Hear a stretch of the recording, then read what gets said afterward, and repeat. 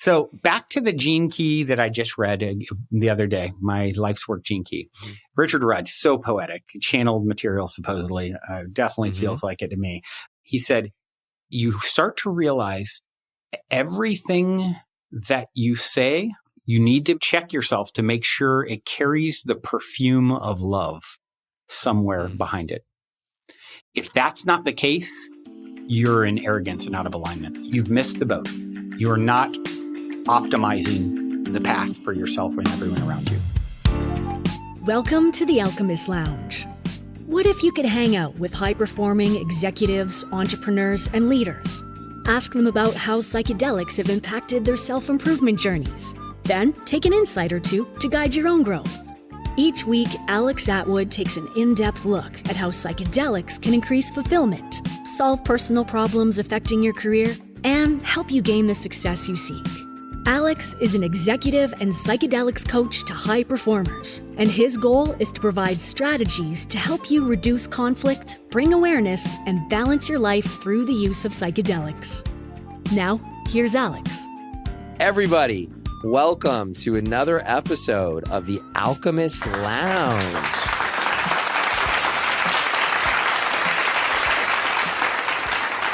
In case you're curious, there's not actually a studio audience here. But I love the energy behind the clapping. So today on the Alchemist Lounge, we have a super exciting guest. The guest today, his name is Brandon Beachum. And so I met Brandon at Burning Man this year and found him fascinating. He's a very interesting human that is helping people unlock abundance that exists within everyone. Brandon, he's a podcaster, entrepreneur, writer, philosopher, truth seeker. He's the host of the Positive Head podcast, has over 20 million downloads. He's been number 2 in the spirituality category in Apple Podcasts. Look at him. I'm just giving him, I'm showering him with praise right now as he's joining the show. Brandon also has a late night consciousness elevating talk show, which is really cool, called Optimistic. And he wrote his first book called The Golden Key, Modern Alchemy to Unlock Infinite Abundance. And how fitting that he's on the Alchemist Lounge today. Today he's going to share how he up-leveled his life and call in some abundance. Welcome to the show, Brandon. It's so good to see you. I haven't seen you since Burning Man, and you look almost the same, but not as dusty. Yeah, I'm a little slightly cleaner. You forgot to mention there that I make a mean taco as well. But... Ooh, well, we got to put that at the top because taco skills are very important. Feeding your head as well as your stomach is all connected, my friend. So thanks for joining the show. So, great to see you. Absolutely. So we connected at Burning Man, and we connected over the topic of the foundations of Burning Man and how like the Grateful Dead culture is a part of that and all that. And so I started listening to some of your shows, and what I really like and what I'm inspired by is the opening prompts that you give to your guests. And so I've decided to try that my own, and I'm going to use some Grateful Dead lyrics to do it. I like this. Yeah. So here we go. So here's some lyrics. Wake up to find out that you are the eyes of the world. What does that quote mean to you? Oh, talk about a loaded question. What does that mean to me? What that means to me is, I really think it's just brilliantly said and speaks to the foundational reason that we exist. I believe that source, God, higher self, the universe, consciousness, whatever you want to call it / us, it's playing a game of cat and mouse with itself throughout eternity. It is, we're choosing to forget so that we can have the experience of remembering again. And so think about eternity or no time. It's like our brains can't even really fully grasp it, right? It's like, I imagine having 1 trillion years. What is the universe? They say 13 billion years.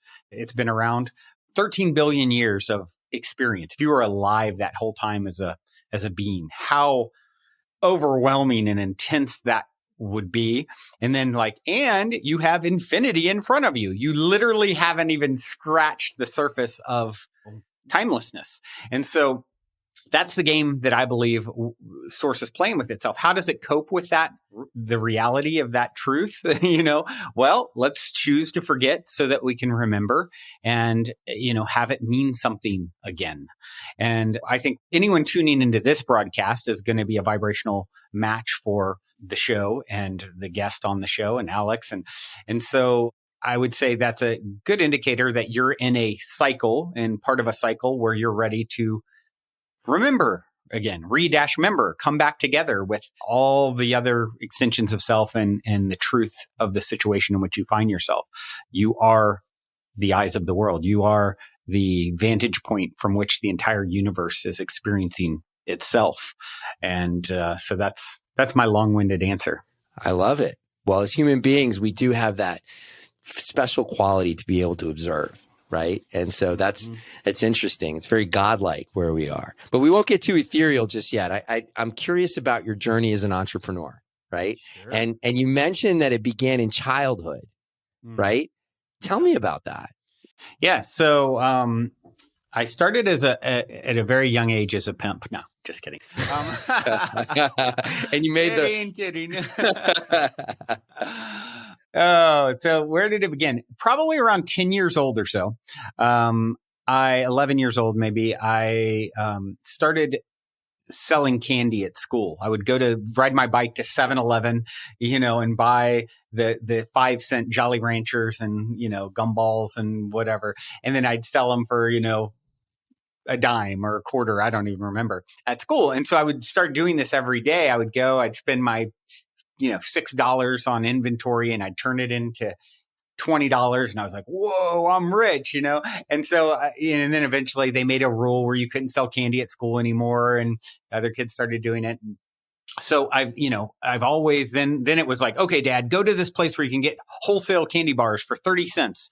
And then I'd go around the neighborhood and I'd be knocking on doors and they'd be like, oh, is this for your little league team? And I'm like, no, it's for me. And half the time they would like be mad. And the other half of the time they'd be like, all right, this kid's like enterprising. So, I think it was just always sort of in me to be, I've been a serial entrepreneur my whole life, worked for others a few times, but mostly sort of, doing something entrepreneurial.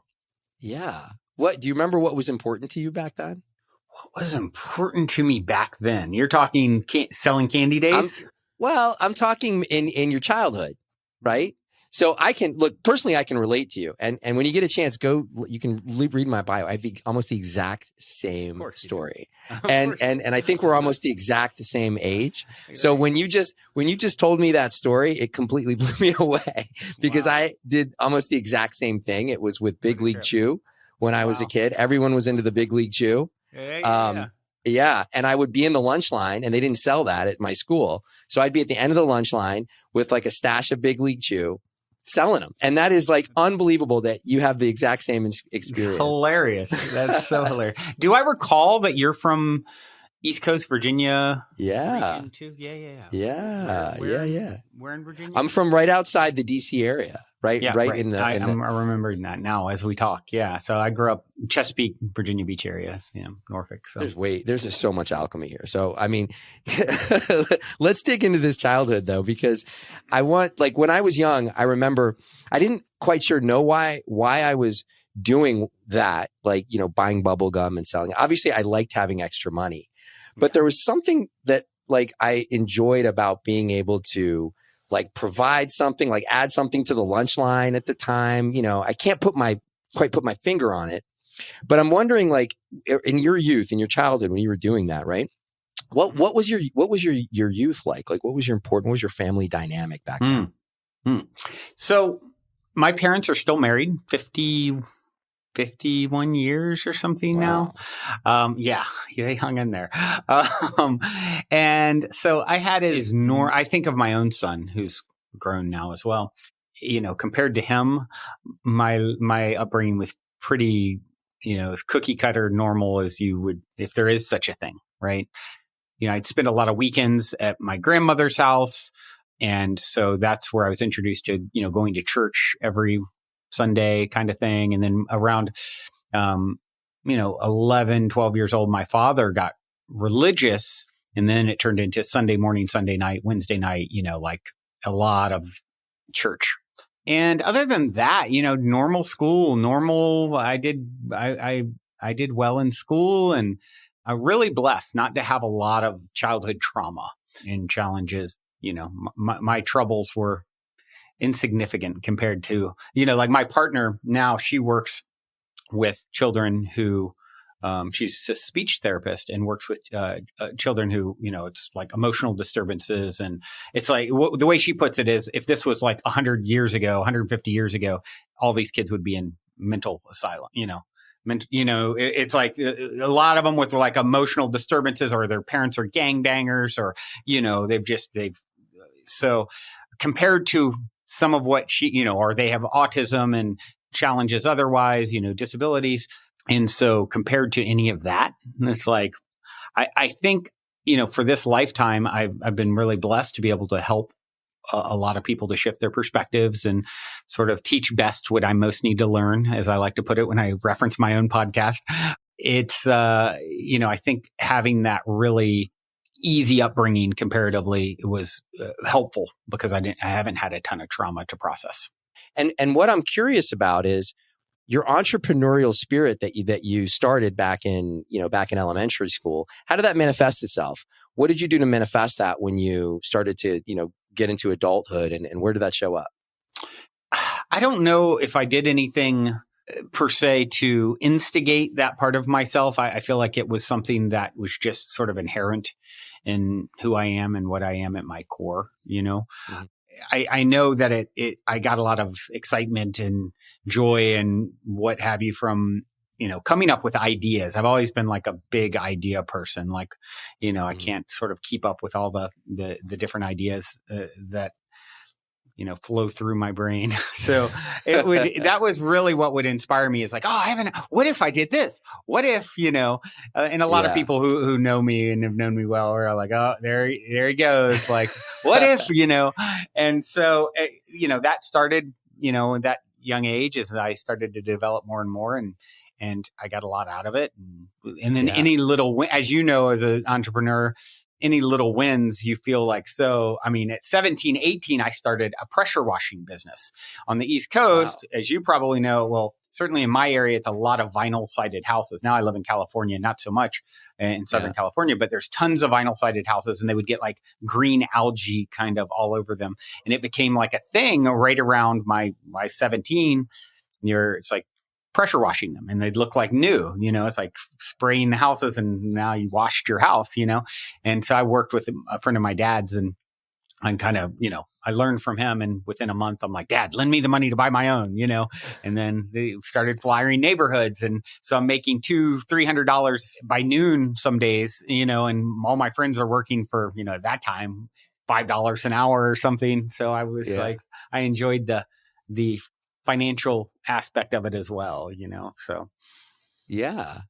So as that evolved, right? Mm-hmm. Did you find yourself starting to surround yourself with other entrepreneurs and creators? Like being on the West Coast doing pressure washing, that sounds like a pretty typical sort of entrepreneurial service business that you can do. It's available, right? Mm-hmm. So tell me what your circles were like back then. Like how did you start to evolve into, who you are now with a total conscious community that you're a part of? Yeah. Well, okay. So that was, now we've gotten up to like 17, 18 years old. Yeah. I went to college in Tennessee, in a very small town in Tennessee, a school called Freed-Hardeman University, very conservative Christian. At the time, being sort of an adventurous spirit too, I'm like, I'm in, I'm going to get to live 15 hours away from home. And my sister had went there. She's a few years older than me. So I'm like, I go to this college, and I ended up getting kicked out. I went for a few years, but I was one of the bad kids, AKA normal. And so I got kicked out and then moved to Nashville, which was a bigger city, not too far away, a couple hours away. And that's really when I started having my own like spiritual awakening, I guess you would say. And that was huge for me. I started reading like books like you'll appreciate this as a podcaster. I've been doing the Positive Head podcast since 2015, almost coming up on 2,000 episodes. So we've done a lot of shows, and we do 5 episodes a week. A couple years ago, my friend Dr. Erica Middlemiss started doing 2 of those. So I moved down to 3 a week, and Monday, Wednesday, and Friday. And Wednesday is like interview style. I just booked one of the people who was most influential in my own spiritual growth, I guess you would say, Neil Donald Walsh, who wrote Conversations with God. Oh, yeah. So those amazing books, book. Amazing. He went on to write there's actually more than, it went from 1 to a trilogy, and then I think he kept going. There's quite a few of them. But those books had a huge, huge impact. Now I'm 20, probably 22, 23, and I started reading stuff like that. And it was like, I met someone who claimed to have psychic ability, and it really kind of threw me outside of what I'd been exposed to and kind of conservative Christian upbringing. And then I started reading a lot of other things. And so things like Conversations with God. So super excited to have him on Positive Head. Actually next month, I'm going to be recording with him. So yeah. And then for me, I can only assume, because it's a part of my dharmic path to do what I do, that as I started studying a lot of these ideas about consciousness and the ultimate nature of reality and spirituality and so forth, it was just like, oh my gosh, of course this is how it's structured. Of course I'm one with the source consciousness that creates and animates all things. And it's all reflecting me back to me everywhere I go. Like everywhere I go, I'm there waiting for myself. Wow, of course. How is everyone not seeing this? So that really led me into a creative state of like, so much so that like, hold on, I am the creator. I am the creator and created rolled into one, right? This kind of divine dichotomy, as Conversations with God talks about. You and I are separate. That's true. You and I are one. That's true. They're relative truths based off the vantage point from which we're speaking. So as I started really remembering that truth about the nature of the situation in which I find myself as a being, that really just led to my creativity sort of overload. I was like, well, if I can do anything and it's all an extension of self, what would I do if this is just all a game that I'm playing, this game of cat and mouse that my soul plays with itself throughout eternity? I know I'd make music. I've always been this huge music fan, but I've never really done it. So senior year of college, I started a band called Kundalini, and Kundalini, we then packed up after graduation, and my kid's mother and my 4 bandmates, we all moved to California and came out we had met someone we were in Nashville at the time, and we met someone from Southern California who knew a bunch of musicians, some big artists at the time. And then we ended up with doing that whole thing. Our bass player brother was in No Doubt, who at the time was had the biggest song in the world, a few years before he joined our band. And so we were around a lot of that sort of energy. This is, late 90s, early 2000s. Yeah. When that all went down. Yeah. Then usher in Burning Man 2005, my first burn. And it's like, you know what that did. Like, it's just so yeah, I might've got off on a tangent there from your original I love question. it. Well, no. So here's what I heard. First of all, what I sense is that you were inclined to this work. So there wasn't any sort of, catastrophic event or any psychedelic ceremony or anything like that. Like one significant moment that sort of turned it on. It was possibly living inside you as it lives inside us all. Yeah. And you were inclined to it, early on. And it's fascinating that music eventually brought you to the West Coast, which sort of opened up where you are now. Are you still involved at all in the music scene? Are you still a musician? It's funny that you say that. So you can see a painting behind me. And if I showed you the whole thing, let's see if I can do that without causing too much of a... So you can see that my friend Kai made this, and it's like a tree with if you zoom in, it's like evolution and ascension sort of happening through it.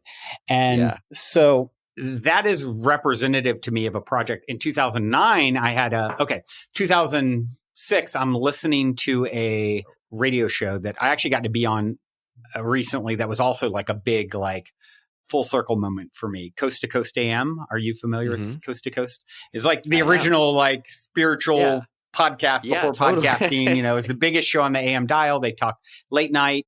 Yeah. it talks, for those who don't know, it talks about like UFOs and conspiracies and this kind of, consciousness. And so listening to that in 2006, I had a really trippy, like, it's a bit of a story. So I don't know if you want me to go into the whole story, but it basically someone who came on the show and claimed to be a time traveler and recounted my whole master entrepreneurial plan to start a music platform, what I ended up calling like social music sharing. Like it was like MySpace meets Spotify before Spotify. I had my everything. It's called Industry, like this big tree with TREE. You're reinventing the industry. Industry. Yeah. And I ended up launching it in 2009, and it had its own token called Blooms before cryptocurrency, and it was just way ahead of itself. And so it's a really trippy, fun story, but it takes, 10 minutes or so to share. And like I said, involves a supposed time traveler, some crazy spiritual breadcrumbs. I ended up launching it in 2009, put it on hold because money was challenging, some personal tragedy with my brother's girlfriend committed suicide, and he was my partner. And so it just led me to putting it on the back burner and, okay, I need to manifest the money to do this right. And so I put it on hold, launched a travel company that became an Inc. fastest growing private company in the US, kind of tiger by the tail. And let's see. From there, I never went back to it. And I was like, oh, I guess, that's just another timeline. I never went back to it. And then recently I've received some very intense spiritual breadcrumbs again to go back to Industry. And it's like, oh, it's actually a part of your hero's journey, Taylor. You're supposed to go back and relaunch this thing. And so that is when you asked about music, I am planning to relaunch it with fractionalized NFT ownership where musicians can own with fans. And then in other forms of art as well, ultimately authors and visionary artists like this.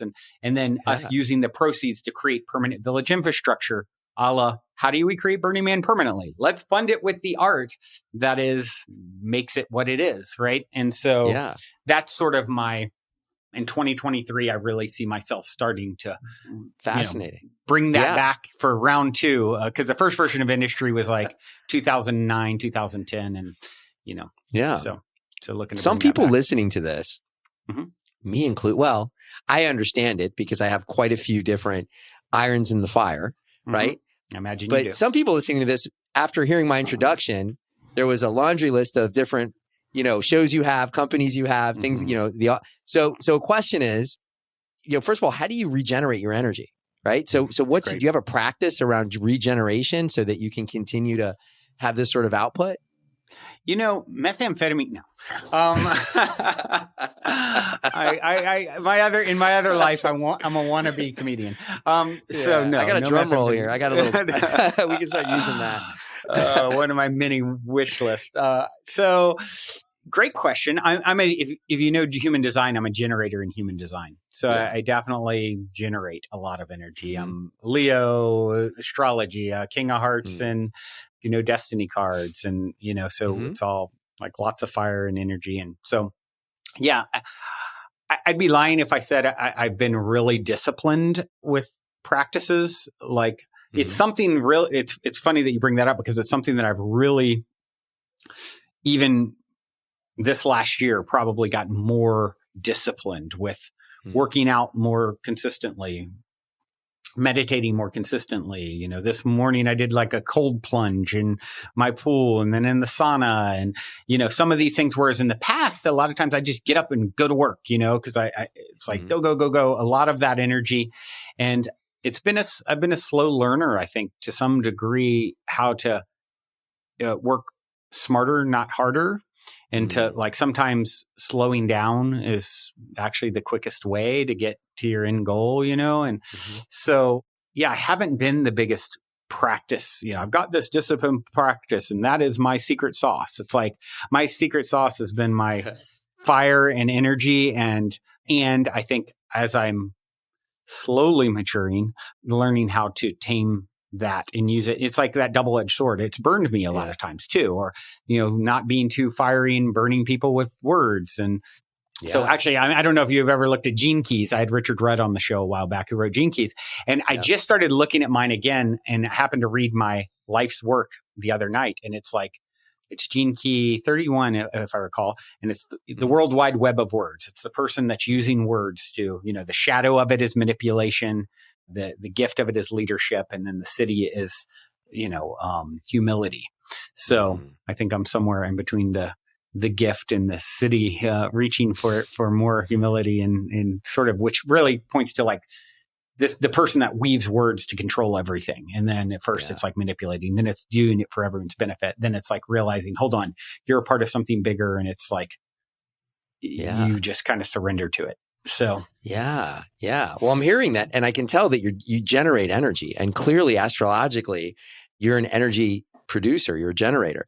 And I've heard that before, being an executive coach, people that are in these leadership roles, a lot of the times, more entrepreneurs, successful entrepreneurs are that, right? They're almost like they almost have an abundance of energy ready to be spent at all times. Yep. But what I see a lot, and not just in my clients, but just in, people in the entrepreneur leadership communities, is they struggle to find balance.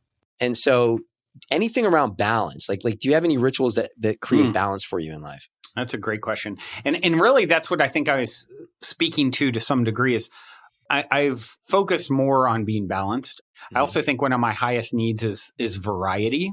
So I sort of have this part of myself that rebels against too much of I'm supposed to do, even with my podcast, it's like, you're supposed to put clips out and market it this way. And it's like, it's done phenomenally well. And then it could do so much better if I played the game maybe more like I'm supposed to. How many leading questions can I ask on Instagram to engage and get people to, I'm just like, if everyone's doing it, I want to run the other direction a little bit, that like rebellious side of myself. And so like I said, I've been a little more slow, I think, to bring in some discipline. What variety is important. Like today, I did a cold plunge. I haven't done that in I've done it before, not in a long time. Like, I could go to the gym tomorrow. I could cold plunge today. I'll do the sauna maybe. Hold on. I'm going to do a little yoga from home. Maybe I'll go to the yoga studio the next, so just introducing like variety, but consistently with things that are actually, breath work. So that's kind of where I'm at in my journey, is like playing around with all the disciplines and seeing what do I feel inspired in this moment? And I think that's important for like a generator type. What is inspiring me now? Because if I'm acting from a place of inspiration, it has like incredible impact on me and those around me. If I'm doing it because it feels like I'm supposed to, or it's a job, then it's coming from a place energetically where it's like my energy starts like depleting, Yeah. Absolutely a creator. That's for sure. And speaking of inspiration and speaking of creating, you told me the story behind Positive Head, which is like brilliant, right? Tell that story to my audience. Like what led to Positive Head? Specifically the name, because I thought that was very, very cool. Oh, yeah, that's right. I shared that with you. Yeah. So one thing that I get a lot of that's really fun is like synchronicity, like on... Yeah. There's, I'll have people on my show. My show, I'll have a lot of times people are sometimes pretty out there, and they're, like I'm talking to extraterrestrials on the daily basis, or channeling or, astral traveling, stuff like that. Yeah. I haven't had a lot of that stuff happen, although I'm very open to the possibility of it, obviously. And so what I've a ton of is like synchronicity, serendipity, spiritual breadcrumbs. It's like that, the whole industry story. If I told you, it's kind of like, what? Like you made that up, or my birthday is a crazy synchronicity. It's my dad's birthday and grandmother and great-great-grandmother died on that day. And my ex-business partner and villain in my story, his baby mama and grandmother that day. And I met a soulmate on that day and her boyfriend committed suicide on that day. And he's named Anson and all my relatives are from Anson, North Carolina with that birthday. And there's like 10 more minutes to it. So that kind of thing is like, it's crazy. Yeah. It's really wild. Yeah, totally. So, with Positive Head, it was like, as I had my own spiritual awakening and remembering and even, beginning to really understand how to navigate reality in a way that's going to yield the best results. And it's like one thing to understand a lot of these perspectives that I share on Positive Head and ideas about the ultimate nature of reality theoretically, right? And it's another thing to apply them. It's like Mike Tyson said, it's perfectly. He's like, yeah, everyone's got a plan till you get punched in the face. That's right. right. And Yeah. so I've been someone who it's like, yes, here's how it works. Here's how you behave. Here's how you, and then someone would throw, a punch at me and I'm like a raging madman, like reacting and like, burning it to the ground, burning everything with words.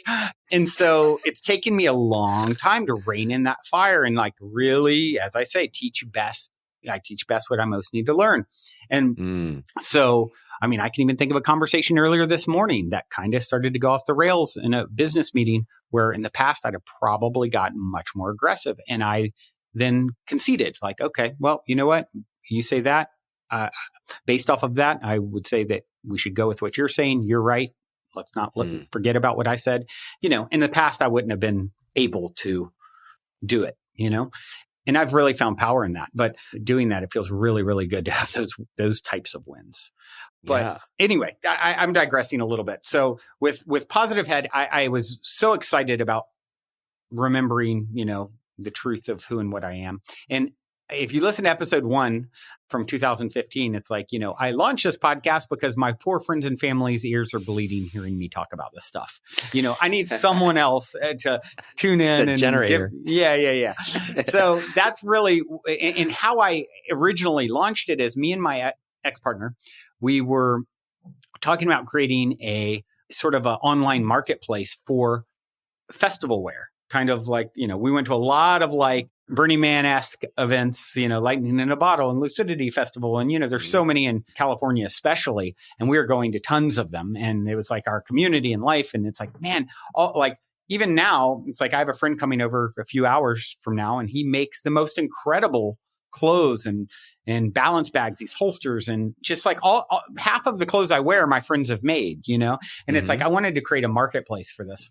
And so, and it was one of those ventures that like, ideas are cheap. Execution is a whole nother thing. And it was a big undertaking. So we started down the path. I realized I have other projects with her helping me. She's not really, the right person. Like, I need to scale this back. But I'd already thought of a product that I would launch within this marketplace. And the idea of the product had come, I was given a talk to some employees, probably 30 people that were working for me at the time. And I said, if we could just watch our thoughts, we could, I often fantasize about like something that would literally zap me if I'm having a negative thought. Because if you could take all your thoughts in a given day and you put them in a positive bucket and a negative bucket, I can tell you, if you could show me that, I can tell you what someone's life is going to look like ultimately. Like the more going in the positive bucket, you're going to manifest more things that you want in your life. So, man, wouldn't it be great if we had something that would zap us every time we think, and who knows, Elon Musk might come out with this in Neuralink anytime now. But so after the talk, I said this in the talk, one of my employees came up to me and said, they have a manual version of that. My psychiatrist, he used to have me wear a rubber band and snap myself whenever I'd have a negative thought, just as a tool. And I'm like, oh, I never heard of that. That's interesting and simple. I like that simplicity. I'm going to try it. Yeah. So I went home and I was searching for a rubber band and I found an elastic thing for a racquetball racket.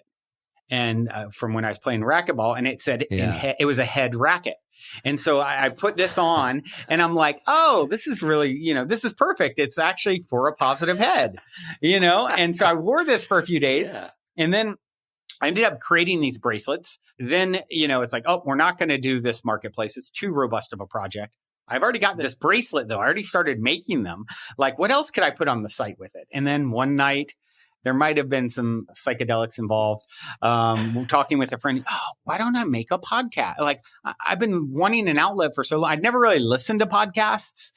Even now, I've listened minimally to them. But, it's just like, that's the perfect outlet for me. Why haven't I thought of that before? So, the bracelet lasted a year or so and whatever.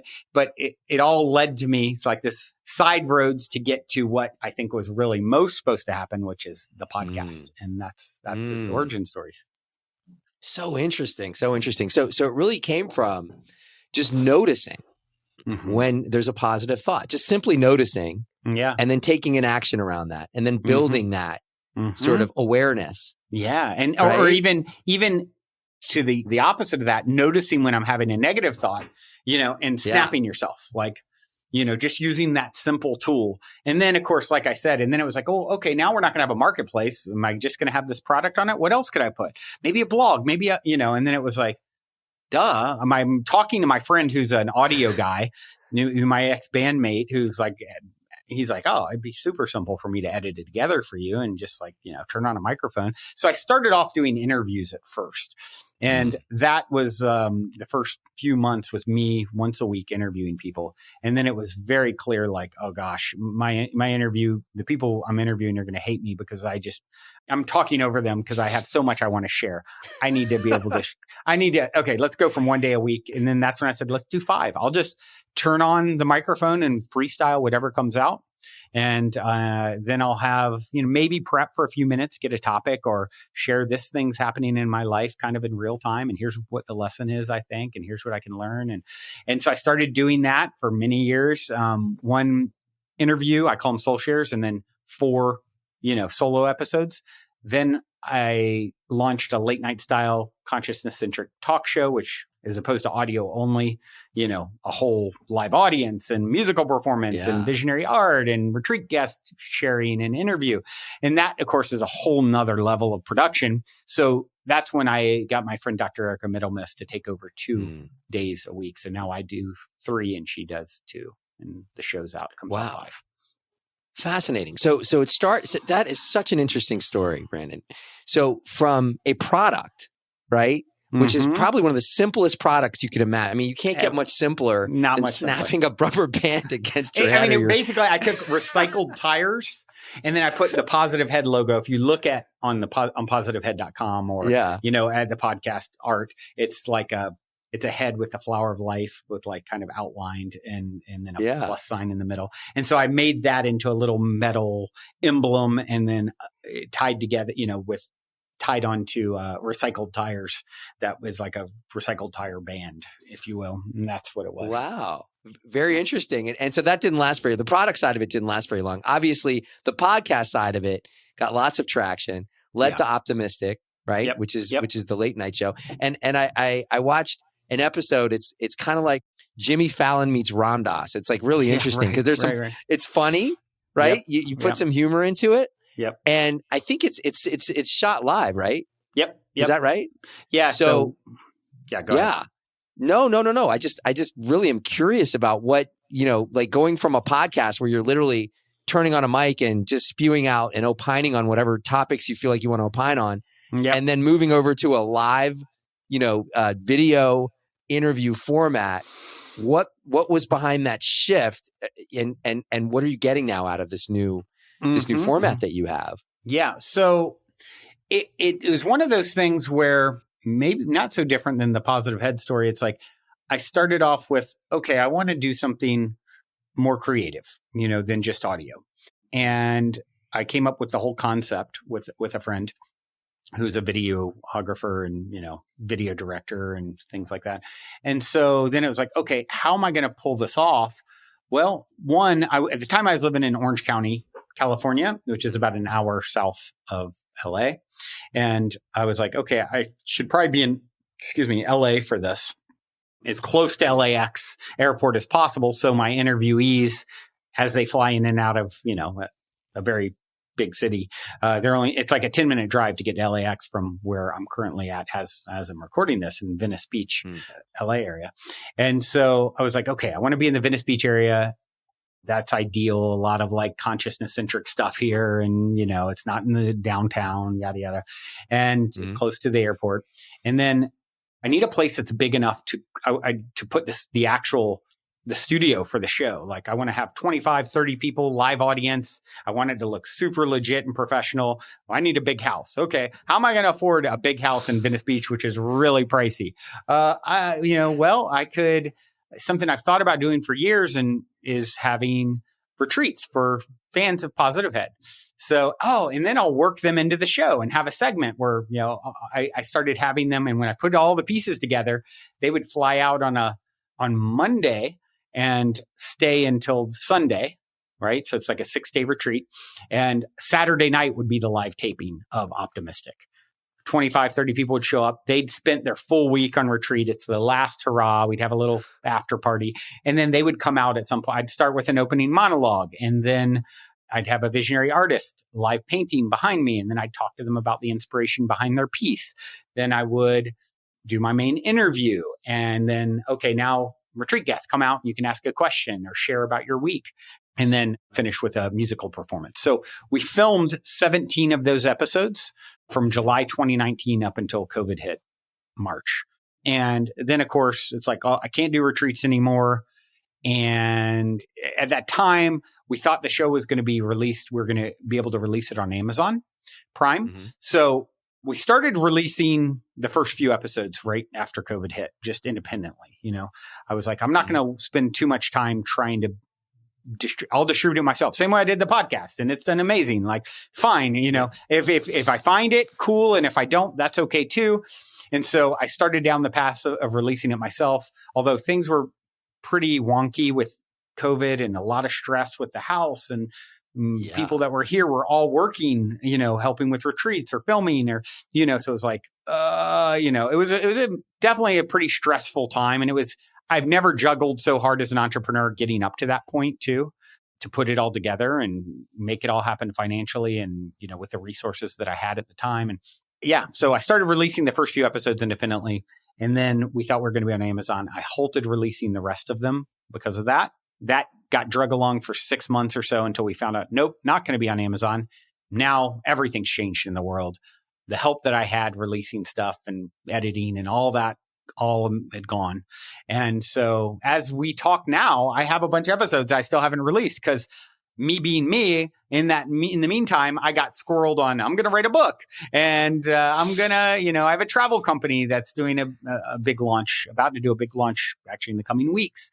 And I, just got so sidetracked on other things. So I really intend to release, at the very least, there's 4 episodes released. There's 13 more that haven't been released, all filmed. Yeah.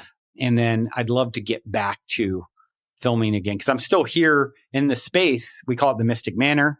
And now we turned it into like co-living space, and we do our own events, kind of like festivals for a day, Burning Man for a day, with vendors and, well, Burning Man doesn't have vendors, but, like a normal transformational festival kind of vibe, and music, DJs and pool and hangout and workshops. And so we do that. And it's kind of like a conscious hub for conscious community in the LA area. And our events are pretty awesome. And so that's where unbelievable alchemy behind how Positive Head suddenly manifests itself into a community that then turns into a potential platform, right? That is able to springboard and launch so many other conscious related products, services.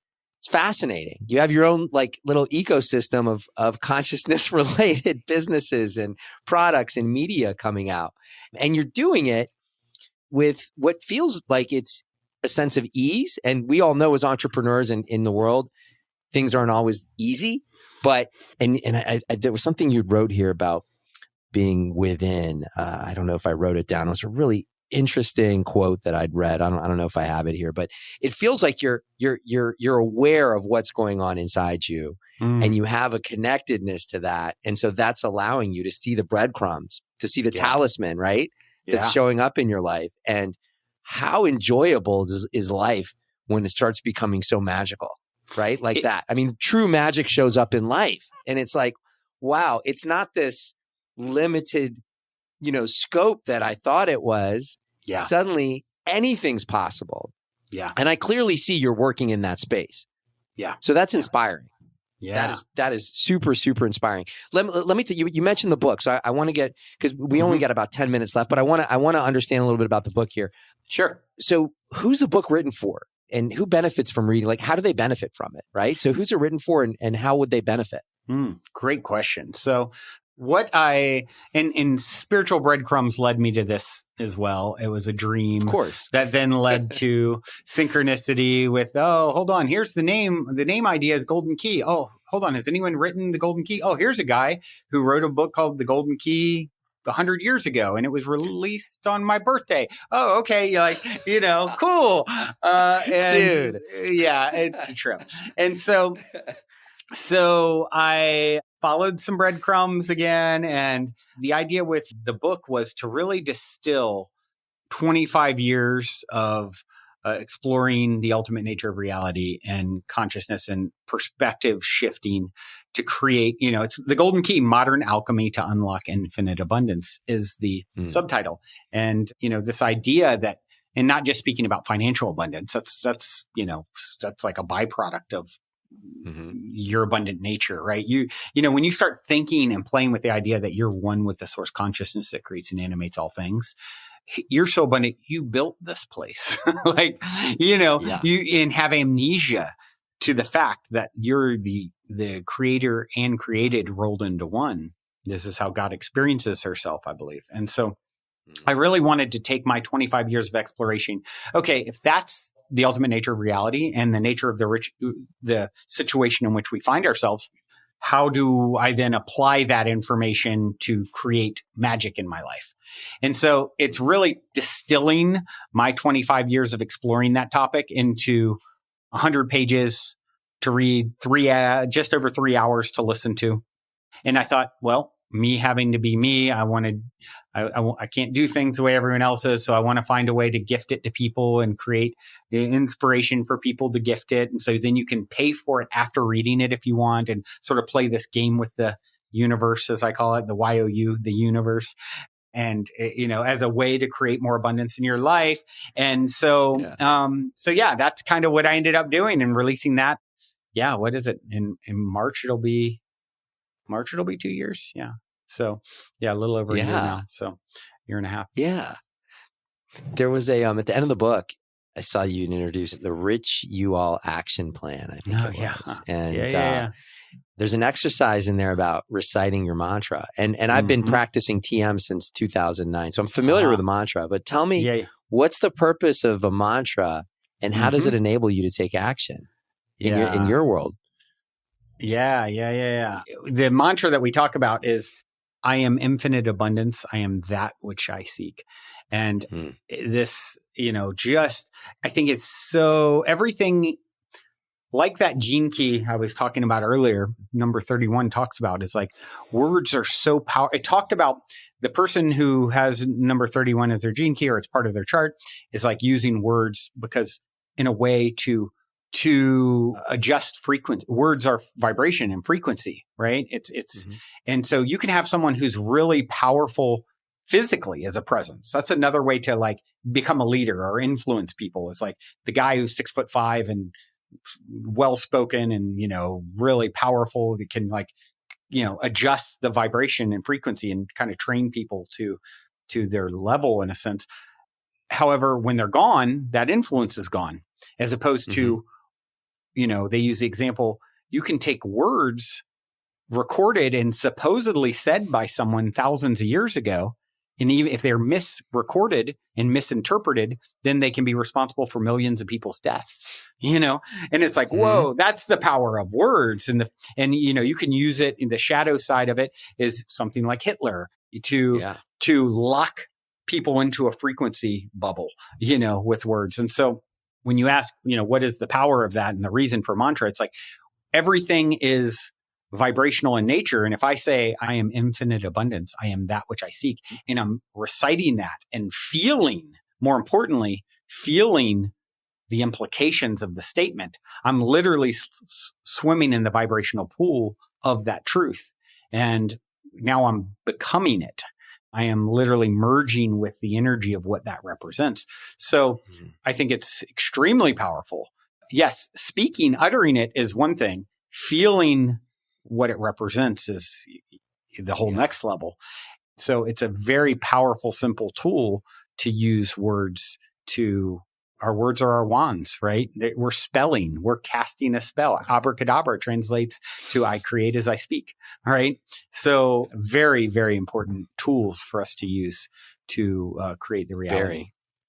Yeah, that was actually one of my breakthroughs my transformational journey started through a program called Landmark that I got very involved with for a while. Yeah. And one of the most impactful things I learned there is that your life is authored through language, and you can create your life through language. You author it, right? Yep. And that's both language being communicated to others. It's both internal language, right? It's all of that. And it is extremely powerful. And for those of you that might be going through, some struggles or, sort of wondering on decisions to make, using mantras, using language really resets and can create a seriously powerful mind shift by just repeating a phrase. You'll find it actually manifests itself in life. And I experienced that firsthand. And again, that's one of the biggest pieces of transformational advice that I've gotten in my life. So, I want to get back to something really interesting you said earlier. You kind of gleaned over it, right? Well, actually, two things before we end up. The first is God is her. Now, I happen to know, well, not know, but in my ayahuasca ceremonies, when I've sat with grandmother and Pachamama, there's a femininity around source. There's a femininity, there's a caring, there's a maternal sort of feeling there. Tell me what your experience is like. Where does the divine feminine show up, and why do you call God her? Great question. I reference God as her mainly as a pattern interrupt, because we've got this vision of, the white male with a long beard on a throne, we've been had that burned into, speaking of words, that vision burned into our psyche. Right. And it's like, it could be that and beetle on the ground and the female, archetype and anything you haven't even thought of, it is it all, it's like the famous Bible verse, I am that I am. It's like, I am that, I am that, I am that. Never mind. I just am. It's yes. And that's what the mantra from the book is kind of like even inspired by. So as far as the female piece of it, the feminine energy, I think we're moving into a phase. I've heard it put that we talked early on about this, the dance that source plays with itself, separate, it's like, it's separation, unification. It's even mirrored, as above, so below. You can look at the physical universe. It supposedly started as this infinitesimal speck of matter, dense matter, that is currently exploding outwards and expanding outwards as we speak for billions of years. Expansion, separation. The one theory on how it could end one day is completely collapsing back up upon itself, right? Separation, unification, separation, unification, right? And so this is the dance that source plays with herself throughout eternity, I like to say. And it's like, so when we're in a separation cycle, like the last 13,000 years, like the Mayans would reference kind of, this new era at 2012, it's like moving back to the feminine. When we're in the separation, it's like man takes charge. It's masculine. It's like we've forgotten who we are and it's me against the other, as if there is such a thing. And we're experiencing this, survival and so that energy needs to be predominant during those cycles. And then you move into a cycle like now where people are remembering. And, 20 some years ago, when I was first reading Conversation with God, I'd talk to people about this stuff and they'd be like, well, what are you smoking? Or that's really interesting, and go about their normal, matrixy life. Right. And whatever, dude, sure thing. I'm going to go to work now.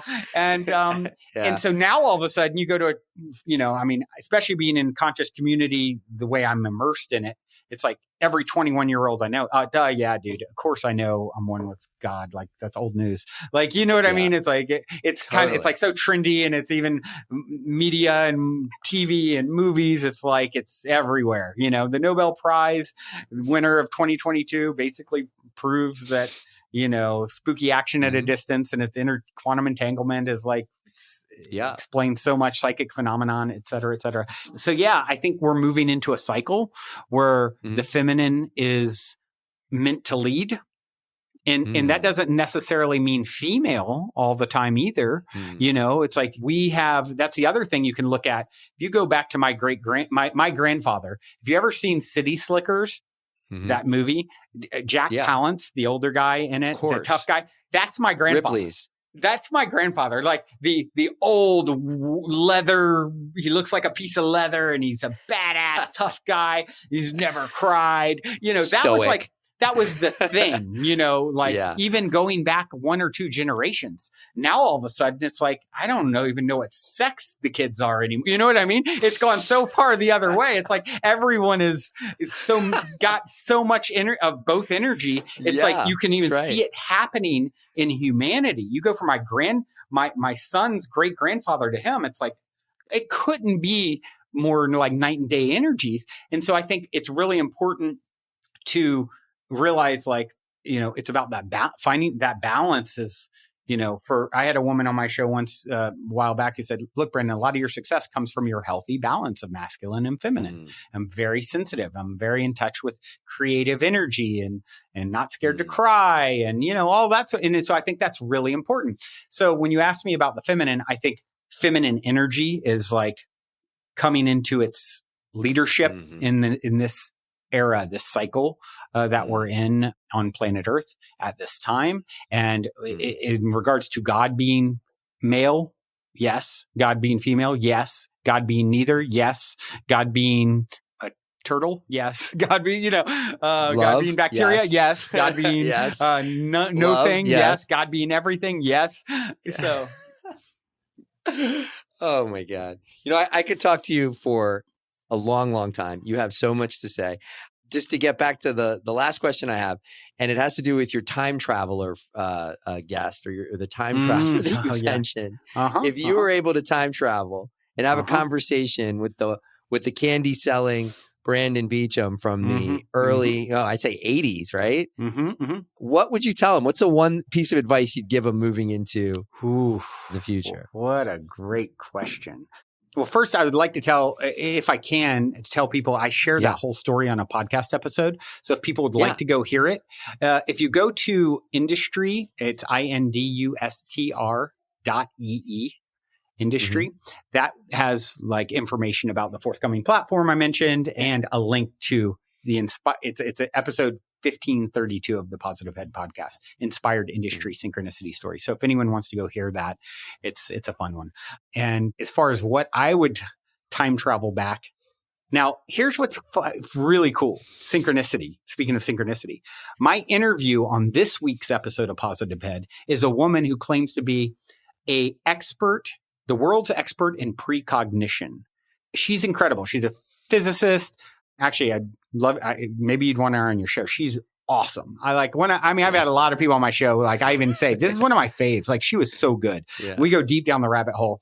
Very smart lady. And she has I think it's timemachine.love is her website, where it's all about connecting with your future or past self and creating because when I asked her about her history, she goes, well, you might if I'm 53, I think she said, and I'm going to live to 106, my future 53 years affects the now as much as my past 53 does. We now know, right? Because time is illusion. It's all happening now. So you can actually affect that little kid and she has a website that's geared around doing just that, right?